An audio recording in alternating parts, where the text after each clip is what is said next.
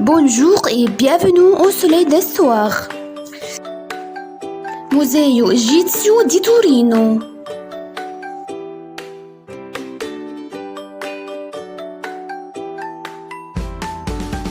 Bienvenue à la partie 6 au musée égyptien de Turin, Italie.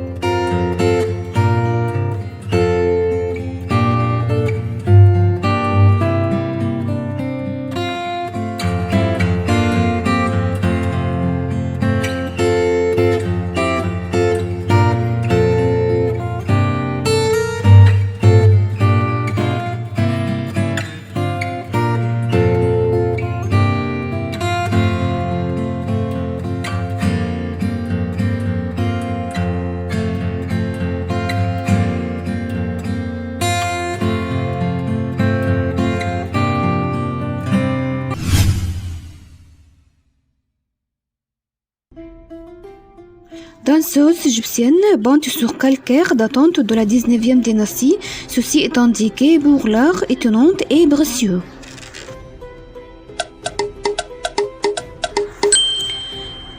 Stracon avec une danseuse tissant de poterie figurant une ballerine en position acrobatique. De collection Drovetti,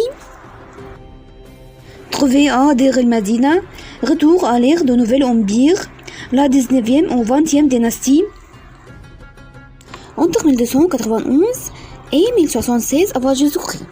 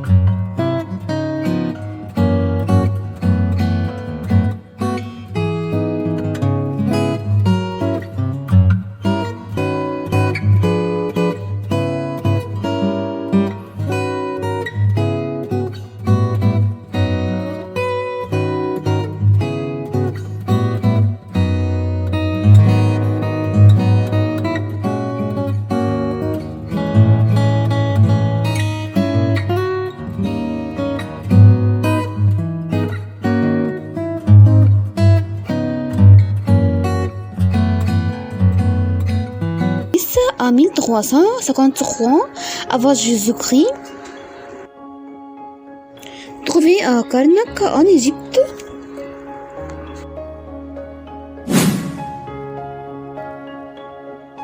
Elle a La capacité de Dieuta réside dans sa capacité à la créativité, l'art, l'industrie et l'habileté.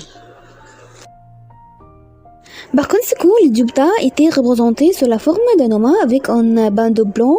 La couleur du ciel indiquant que la science, la créativité et l'habileté sont issues d'une révélation céleste liée au ciel.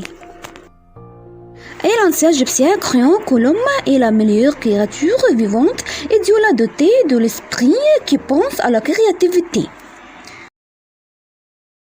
Puis prononce la parole, il a devient une production, une compétence et une créativité artistique qui sont sans précédent.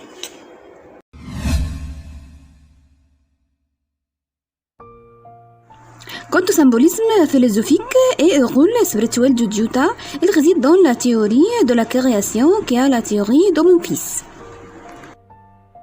C'est-à-dire que le Dieuta crée l'univers à travers des exercices de l'imagination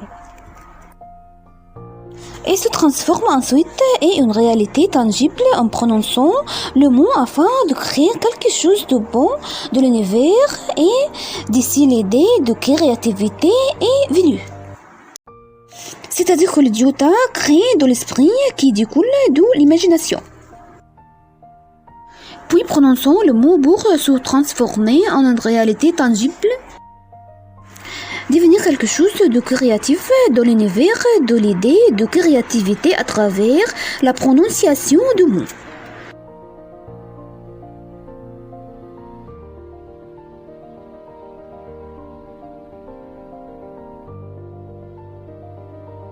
Par conséquent, le Dieuta était représenté sous la forme d'un homme avec un esprit rationnel, un bon esprit et une créature avec sa parole dans l'univers, une merveilleuse créativité dans la nature. Il porte un long groupe en tricot et il tient dans ses mains le sceptre à l'ouest. C'est le sceptre du pouvoir, de l'autorité et du contrôle du trône et c'est aussi un signe de bonne chance. Et le pilier Al-Jad, c'est un signe d'éternité et de continuité absolue sur le trône. C'est un des outils de la célébration rituelle à Memphis et symbolise la permanence. La colonne Jad remonte à l'ère pré-dynastique car il avait une fête appelée la fête pour ériger la colonne Jad. Et elle fait référence à la permanence du pharaon en tant que dirigeant vivant sur le trône par un ordre divin sacré.